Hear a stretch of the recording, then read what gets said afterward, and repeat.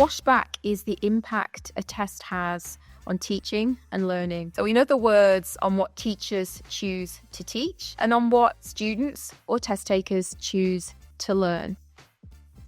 Positive washback means the preparation that students are doing for the test leads to overall language proficiency that can be transferred to real-life settings. So tests like IELTS that test general communicative ability rather than academic literacy, we hope that by preparing for the test, students will be able to then use these skills in the university setting.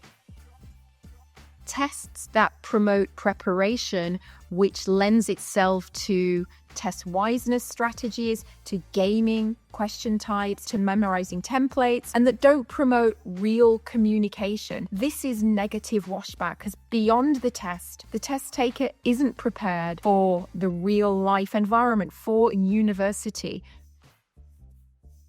Washback doesn't just stop at test preparation, it shows up on campus.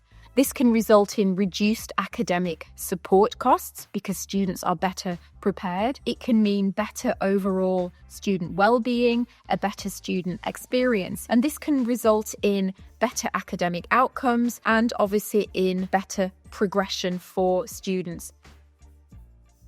The right test that has a positive washback ensures that students arrive at university ready to integrate, to thrive academically, and to engage socially beyond the classroom and to have a better overall student experience.